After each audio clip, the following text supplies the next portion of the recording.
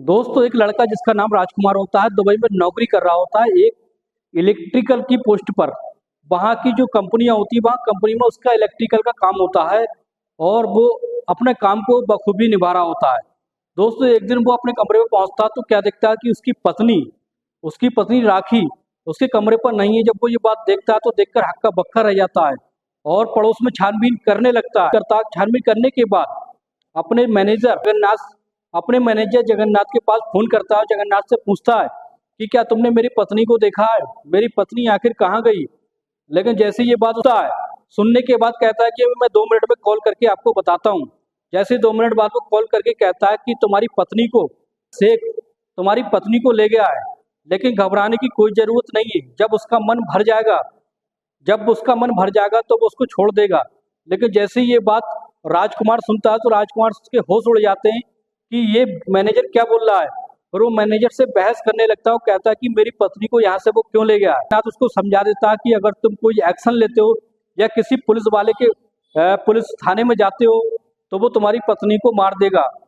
वो डर जाता है राजकुमार और उसके आने का इंतजार करने लगता है। दोस्तों जैसे ही 3 दिन के बाद उसकी पत्नी उसके पास पहुंचती है तो उसकी हालत इतनी बुरी हो जाती है। और दोस्तों जैसे ही राखी उसके चंगुल से छूट कर आती है, उस शेख के चंगुल से छूट कर आती है, तो आने के बाद उसकी हालत इतनी ज़्यादा खराब हो जाती है और वो अपने पति से जाकर लिपट कर रोने लगती है। फिर उसका पति उससे पूछता है कि आखिर वो शेख तुम्हें क्यों ले गया था और तुम्हारे साथ उसने क्या किया। तो वो कहती है कि वो शेख ने मुझे 3 दिन तक कपड़े पहनने नहीं दिया और मेरे साथ इतने दर्दनाक तरीके से शारीरिक संबंध बनाया कि उसकी हालत खराब हो जाती है। जब ये बात उसका पति राजकुमार सुनता है तो सुनने के बाद वो रोने लगता है। दोनों पति पत्नी एक दूसरे से लिपट कर रोने लगते। तो उसके बाद दोस्तों एक ऐसा कांड होता है जिसे सुनकर आपके पैरों की तले की जमीन खिसक जाएगी। नमस्कार दोस्तों, क्राइम स्टोरी में आपका स्वागत है। मैं अफसार सिद्दीकी। अगर आपने हमारे चैनल को सब्सक्राइब नहीं किया तो सब्सक्राइब जरूर कर लें।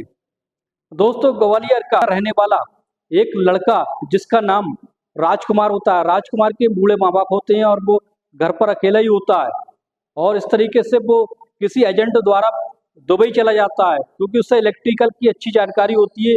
इलेक्ट्रिकल का अच्छा मैकेनिक होता है और वहाँ जाकर एक अच्छी कंपनी में दुबई की एक शेख की एक बढ़िया कंपनी में लग जाता है। वहाँ जाकर उसकी अच्छी तनख्वाह होती है, अच्छी ड्यूटी होती है। लगभग उसे 10 साल का समय बीत जाता है। उसे बहुत अच्छा एक्सपीरियंस हो जाता है और उसे बहुत मोटी तनख्वाह मिलने लगती है। दोस्तों फिर धीरे धीरे उसकी तरक्की बढ़ने लगती है। फिर क्या होता है दोस्तों, एक दिन वो 1 महीने की छुट्टी लेकर इंडिया आता है। जैसे इंडिया आता है उसके माता पिता कहते हैं कि बेटा तुम जल्दी से शादी कर लो और यही तुम्हारा समय, शादी 1 महीने का समय, 1 महीने के अंदर तुम शादी कर लो। शादी करने के बाद फिर तुम दुबई चले जाना। लेकिन पहले तो राजकुमार राजी नहीं होता है। फिर उसके बाद अपने माता पिता के बारे में सोचने लगता है कि यहाँ कोई अगर किसी लड़की से वो शादी कर लेगा तो वो उसके घर का कामकाज संभालने लगेगी और उसके बूढ़े माता पिता की सहायता करने लगेगी। अब यही सोचकर राजकुमार जो होता है वो सोचता है कि मेरे लिए रास्ता ढूंढो और जल्द से जल्द मुझे शादी करना, शादी करने के बाद दुबई जाना। फिर क्या होता है दोस्तों, जल्दी से जल्द उसके लिए रिश्ता ढूंढा जाता है।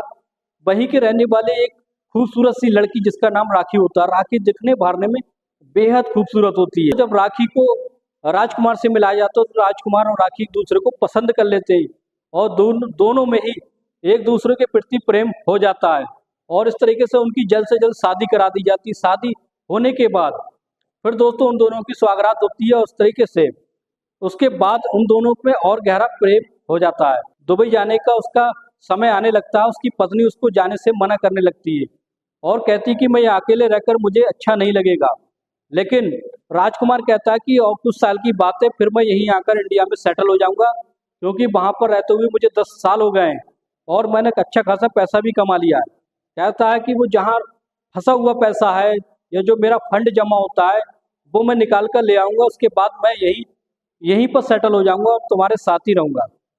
इतना कहने के बाद राखी उसको जाने देती है और वो दुबई में पहुंच जाता है। तो राजकुमार जैसे ही दुबई में पहुंच जाता है और पहुंचने के बाद फिर वो अपने उसी काम पर लग जाता है और धीरे धीरे उसने काम पर उसका जो काम है उसका और प्रगति पर चलने लगता है।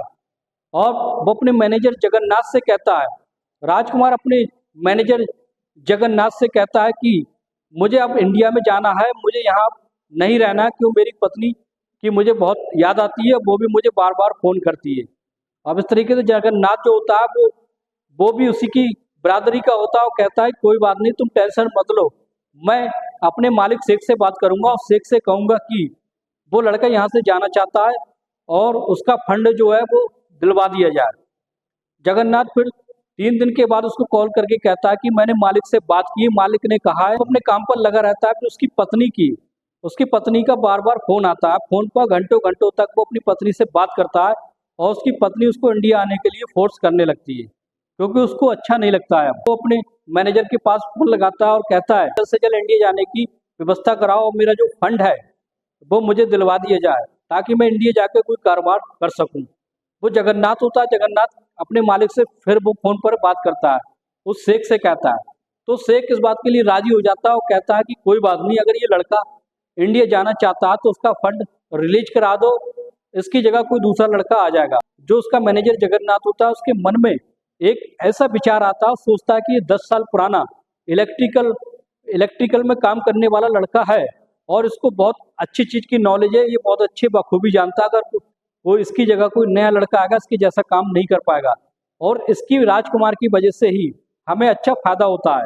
क्यों ना हो हम इसे रोकने की कोशिश करें और इसको टालने की कोशिश करें, जो फंड है उसको टालने की कोशिश करी जाए। लेकिन फिर जगन्नाथ जो होता है वो उससे वजह पूछने लगता है कि आखिर तुम इंडिया क्यों जाना चाहते हो, यहाँ जब अच्छा पैसा कमा रहे हो। तो राजकुमार अपने दिल का हाल उसके अपने मैनेजर को बता देता है कि मेरी पत्नी मुझे बहुत याद करती है और वो मुझे इंडिया वापस बुला रही है और मुझे भी उसके बगैर अच्छा नहीं लगता है और इस तरीके से मैं इंडिया जाना चाहता हूँ। जगन्नाथ जो होता है वो अपने मालिक से बात करता है। जब ये बात कहता है तो उसका मालिक शेख वो कहने लगता है तुम अपनी पत्नी को ही यहाँ दुबई में बुला लो, यहीं पर रहने लगो, तुम्हारी यहाँ जिंदगी अच्छे से सेटल हो जाएगी, जब तुम्हारे पास अच्छा खासा पैसा हो जाएगा तब तुम इंडिया चले जाना। लेकिन ये बात सोचकर उसके मन में विचार आता है कि हाँ ये शेख कह तो सही रहा है, यहाँ रहकर वो अच्छा खासा पैसा इकट्ठा कर लेगा। वो राजी हो जाता है और फिर राजी होने के बाद वो एक फॉर्मेलिटी होती है जो फॉर्म भरने की, वो अपनी कंपनी में उसके लिए वीजा निकलवाता है उसकी पत्नी को बुलाने के लिए। अब फिर वो क्या होता है, राजकुमार जो होता है वो इंडिया चला जाता है और इंडिया जाने के बाद अपनी पत्नी राखी को अपने साथ वहीं पर ले आता है। उसके बाद लाने के बाद उसको एक क्वार्टर दे दिया जाता है। क्वार्टर में पति पत्नी एक साथ रहने लगते हैं और इस तरीके से उनकी जिंदगी बहुत अच्छे से कटने लगती है। दोस्तों फिर इसके बीच में उसका मैनेजर जगन्नाथ कहता है कि तुम्हारी मैंने जिंदगी अब आसान कर दी है, अब तुम मुझे एक अच्छी सी पार्टी दे दो। बहुत खुश हो जाता है और कहता है कि धन्यवाद कि आपने हमारा जो काम आसान कर दिया, इसलिए तुमने मेरी पत्नी को यहाँ बुलवा लिया, तुम्हें जो पार्टी चाहिए वो देने के लिए तैयार हो। अब 3 दिन के बाद वो अपने मैनेजर को पार्टी कराता है। पार्टी जब होती है तो पार्टी में पूरा इंतजाम होता है, शराब का और सारा इंतजाम होता है। अब इस तरीके से जब उसका मैनेजर आता है तो अपने साथ 2-3 लड़के और ले आता है और इस तरीके से पार्टी को एंजॉय करते हैं। अब इस बीच के दौरान, इसी बीच पार्टी के बीच में ही उसकी पत्नी उसको नजर आ जाती है। जगन्नाथ जब उसकी पत्नी को देखता है तो देखकर उसकी आंखें फटी की फटी रह जाती हैं। वो सोचता है कि इस मजदूरा लड़के को एक इलेक्ट्रिकल काम करने वाले लड़के को इतनी खूबसूरत बीवी कैसे मिल सकती है, इतनी खूबसूरत लड़की कैसे मिल सकती है, और उसके मन में अजीबोगरीब ख्याल आने लगते हैं। अब जैसी पार्टी कंप्लीट हो जाती है वो मैनेजर जो अपने घर चला जाता है। घर जाने के बाद उसका जिक्र जो होता है अपने मालिक, उसका जो मालिक होता है एक बहुत शेख होता है, उस शेख के सामने ये जिक्र करता है कि उसकी पत्नी बहुत खूबसूरत है। आप देखोगे तो देखकर आपके मन में भी कुछ विचार आने लगेगा और उसके साथ कुछ करने की सोचने लगोगे। जब उसका मालिक जो होता है वो ये बात सुनता है तो सुनकर उसके मन में, उसके मुंह में पानी आने लगता है और कहता है कि एक दिन मुझे मेरी पार्टी भी राजकुमार से कराओ। तो राजकुमार के पास जगन्नाथ फोन करता है, फोन करके कहता है कि मालिक तुमसे एक पार्टी चाहते हैं कि तुम्हारी पत्नी को यहाँ सेटल कराया इसके बदले में। लेकिन राजकुमार सोचता है कि इतना बड़ा मालिक मेरे घर पर क्यों आएगा, आखिर क्या वजह है, लेकिन वो कुछ नहीं कहता। फिर अगले दिन ही वो पार्टी कराता है। जैसी पार्टी होती है तो उसका सारा इंतजाम होता है। इंतजाम होने के बाद दोस्तों फिर क्या होता है, उसकी पत्नी को शेख जो होता है वो 1000 द्रम 1000 द्रम देकर जाता है, जो बहुत बड़ी रकम होती है। और वो कहता है, राजकुमार कहता है इसकी क्या जरूरत थी शेख साहब, आप तो मेरे मालिक हैं, इसकी क्या जरूरत थी। वो कहता है कि नहीं, ये मैंने सगुन में मुंह दिखाई के लिए तुम्हारी पत्नी को दिए।